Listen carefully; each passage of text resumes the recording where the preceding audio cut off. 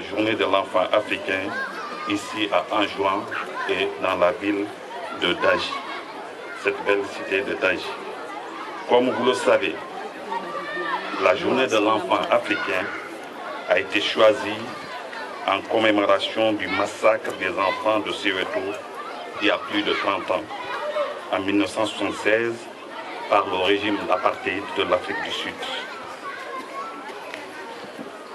Le 16 juin 1976, les étudiants étaient descendus dans la rue pour protester contre la qualité inférieure de leur éducation et exiger le droit de recevoir un enseignement dans leur propre langue. L'Assemblée des chefs d'État et de gouvernement de l'Organisation de l'Unité africaine avait institué la journée de l'enfant africain pour la première fois en 1991 pour commémorer ce soulèvement de Soweto en 1976. L'OIA et son successeur, l'Union africaine, profitent depuis lors de la journée de l'enfant africain pour célébrer la journée de l'enfant africain et susciter sobrement la réflexion et l'action pour relever les défis redoutables auxquels les enfants africains sont confrontés quotidiennement.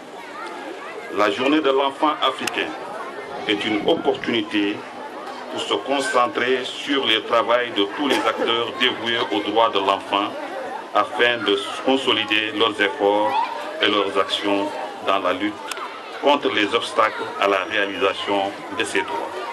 Cette année, le Comité africain d'experts sur les droits et le bien-être des enfants a encore une fois invité tous les États membres de l'Union africaine à célébrer la journée de l'enfant africain le 16 juin 2015.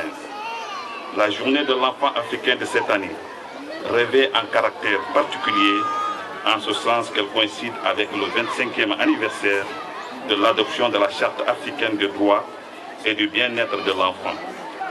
Dans le choix du thème, le comité a pris en compte les options des enfants, suggérant que ce thème devrait être lié au mariage des enfants. Par conséquent, le thème de la commémoration de cette année est le suivant. 25 ans après l'adoption de la Charte africaine des droits et du bien-être de l'enfant, accélérons nos efforts pour éliminer les mariages des enfants en Afrique. Les mariages d'enfants ont des effets désastreux sur les filles et la société en général.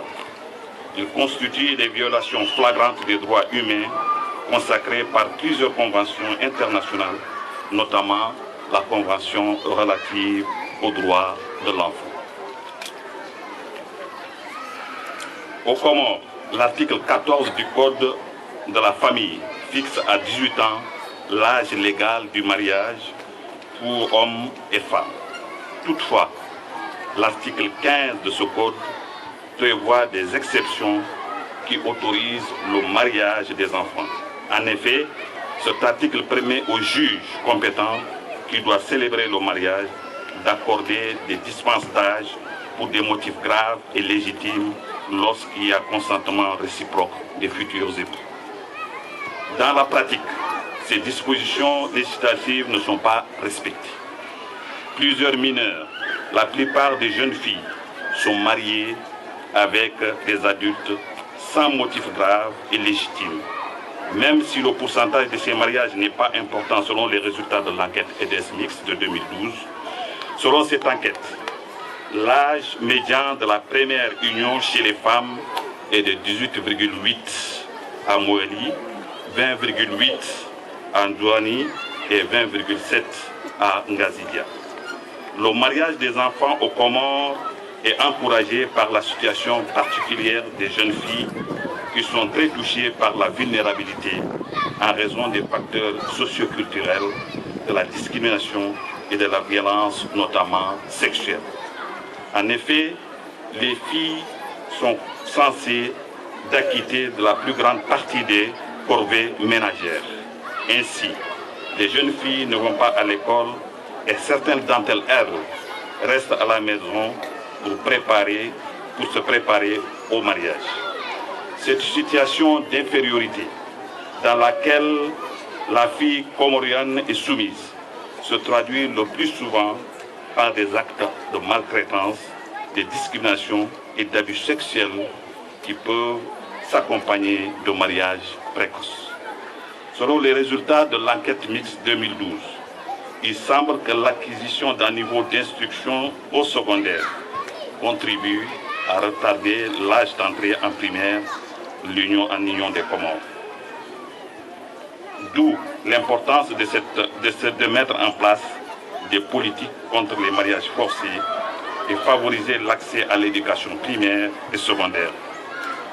Le système des Nations Unies est disposé à accompagner le gouvernement de l'Union des Comores, à savoir en conscientisant les populations sur les méfaits du mariage des enfants, identifier les pistes d'action concrètes afin de prévenir les mariages d'enfants et en réduire les effets.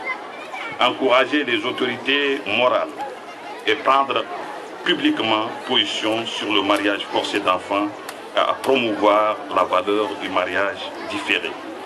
Appuyer l'environnement dans le but de favoriser les débats publics pour le mariage d'enfants, la protection de l'enfant et l'égalité entre les genres. Soutenir les capacités des institutions en charge de mettre en œuvre les lois en matière de mariage d'enfants ou de questions liées, notamment les cadis, et assurer la conscientisation et la formation des membres du personnel.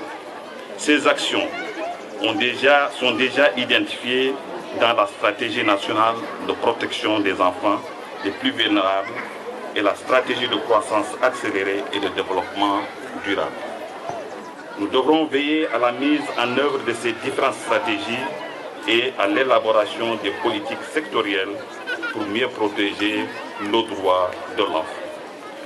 Le système des Nations Unies saisit cette occasion pour faire appel à tout un chacun à accompagner et encourager les efforts du gouvernement afin de lutter contre les mariages d'enfants. Chaque année, chaque enfant a le droit d'achever sa scolarité et d'atteindre sa majorité avant tout mariage. Nous devons ainsi nous réunir pour relever les différents défis et offrir aux enfants comoriens un monde digne d'eux. Je vous remercie.